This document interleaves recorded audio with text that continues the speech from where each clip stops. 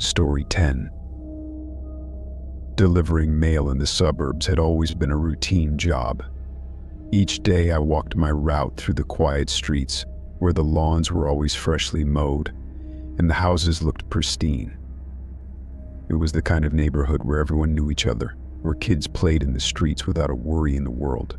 But one house had always stood out. It was at the end of the cul-de-sac, shrouded in overgrown bushes, with windows boarded up and paint peeling from the walls.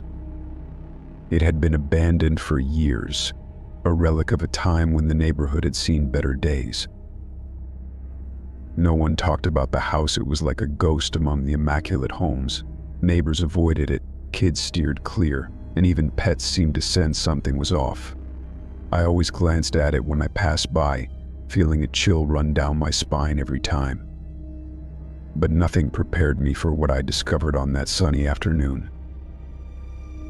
I was sorting through the mail, making my usual rounds, when I noticed a stack of envelopes addressed to the abandoned house. It struck me as odd, given that no one had lived there for years.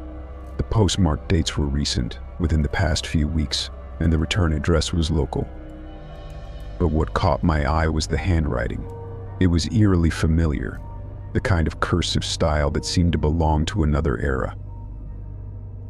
I knew I shouldn't have, but my curiosity got the better of me. I pulled one of the envelopes out of the stack and held it up to the light. The handwriting was precise, each letter flowing into the next with a smooth, almost practiced elegance. It reminded me of my grandfather's handwriting, the kind you rarely saw anymore. I glanced around, making sure no one was watching, and then slipped the envelope into my pocket. It felt wrong, like I was breaking some kind of code, but I couldn't help it. The abandoned house, the recent mail, the familiar handwriting, it was too much to ignore. I finished my route, my mind racing with questions. Who was sending these letters? Why to an abandoned house? And why did the handwriting look so familiar? I couldn't stop thinking about it, the unease growing with each passing minute. That evening, I sat at my kitchen table, the envelope in front of me. I hesitated, wondering if I was crossing a line, but my curiosity pushed me forward. I opened it carefully, the paper crinkling in my hands, and pulled out a single sheet of paper. It was a letter, handwritten in the same elegant cursive. The letter was addressed to someone named John. It was brief, just a few sentences, but the words sent a chill down my spine. It spoke of unfinished business, of secrets that needed to stay buried. There was a sense of urgency in the tone, a warning that something was coming, and it was best to stay away. The letter ended with a cryptic phrase, "Meet me where the shadows fall." I felt a surge of fear, my heart racing as I read the words over and over. Who was John? What secrets needed to stay buried? And where was this meeting place where the shadows fell? The questions swirled in my mind, each one more unsettling than the last. I knew I had to go to the abandoned house to see if there were more clues, but the thought filled me with dread. It was late, the sun had set, and the street was eerily quiet. I grabbed a flashlight and made my way down the cul-de-sac, the darkness pressing in around me. The house loomed ahead, its silhouette stark against the night sky. I felt a chill as I approached, the overgrown bushes rustling in the wind. The front door was boarded up, but there was a side entrance that was partially open, the wood splintered and rotting. I pushed the door open, the hinges creaking loudly. The air inside was musty, filled with the scent of decay. I shone my flashlight around, illuminating broken furniture and cobweb-covered corners. The place was a wreck, like it had been abandoned in a hurry, with no one bothering to clean up the mess. I made my way through the house, my footsteps echoing in the empty rooms. I found the living room, where a faded rug lay across the floor, and an old piano sat in the corner, its keys yellowed with age. It was like stepping into a time capsule, a glimpse into a life long forgotten. But what caught my attention was the wall on the far side of the room. It was covered in old photographs, each one pinned to the wallpaper with rusted tacks. They were black and white, depicting people from decades ago, but what struck me was that some of the faces looked familiar. They were the neighbors, the same people who lived in the houses down the street, but much younger, like they had been taken when the neighborhood was first built. I felt a surge of panic as I realized that these photographs were not just old memories, they were a warning, a reminder of something that had happened in this neighborhood, something that still lingered in the shadows. I heard a noise from upstairs, a faint creaking, like someone was walking along the floorboards.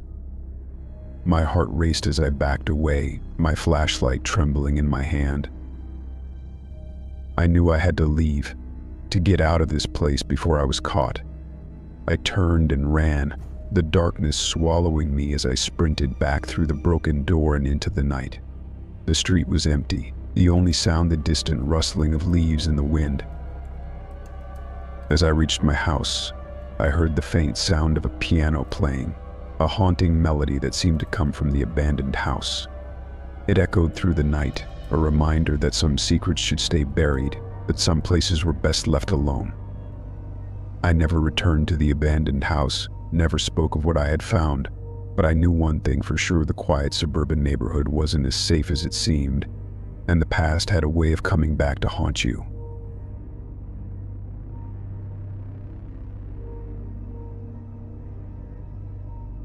Story 11. Working the night shift as a nurse at a mental institution wasn't something most people aspired to, but I found it oddly comforting.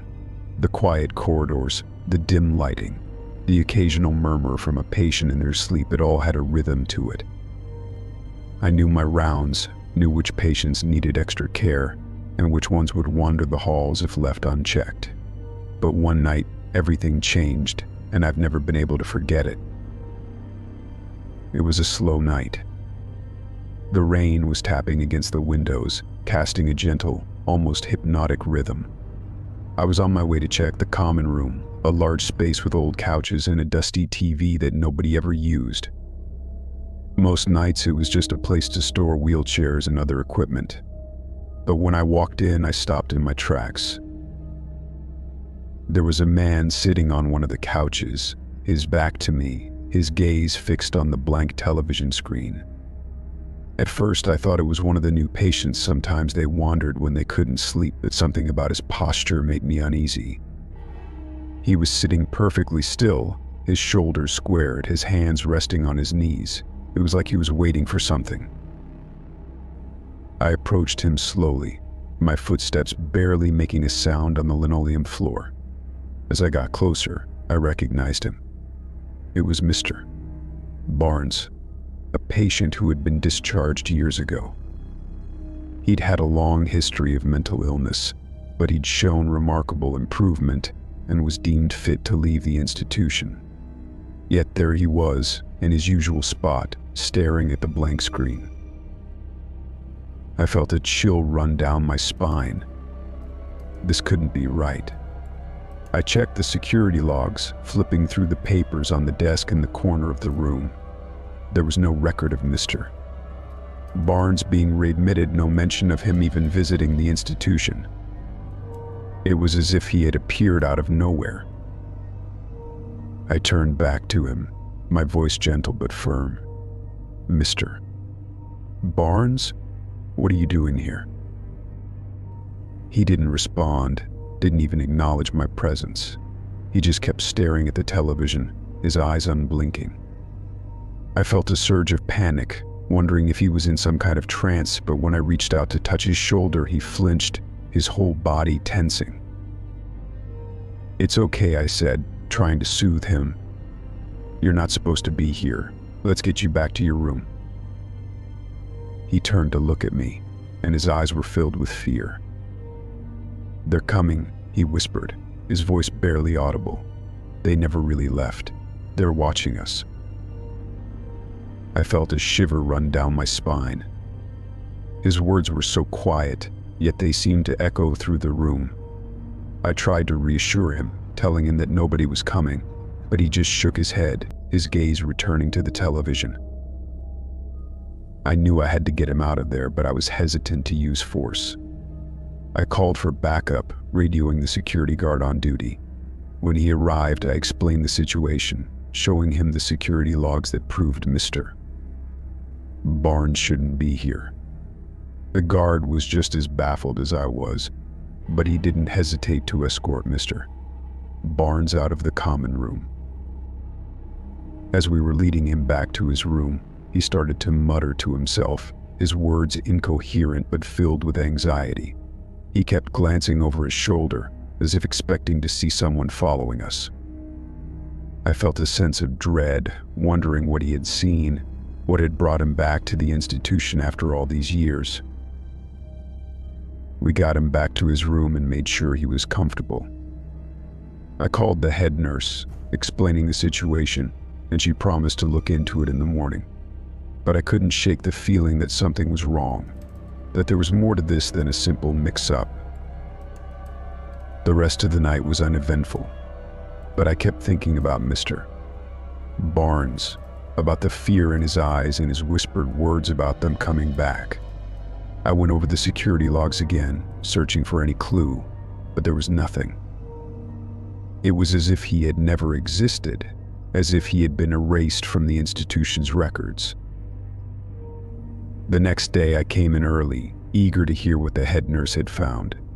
She greeted me with a confused expression, telling me that there was no record of Mr. Barnes being a patient, not in the past or the present. I insisted that he had been there the night before, but she just shook her head, dismissing it as a hallucination or a dream brought on by stress. I knew what I had seen. I had spoken to Mr. Barnes, touched his shoulder, and seen the fear in his eyes, but nobody believed me. The other nurses gave me strange looks, as if I had lost my mind. Even the security guard who had helped me escort him back to his room claimed he didn't remember any of it. I felt like I was losing my grip on reality, like the institution itself was playing tricks on me. I couldn't stop thinking about Mr. Barnes, about his warning that they were watching.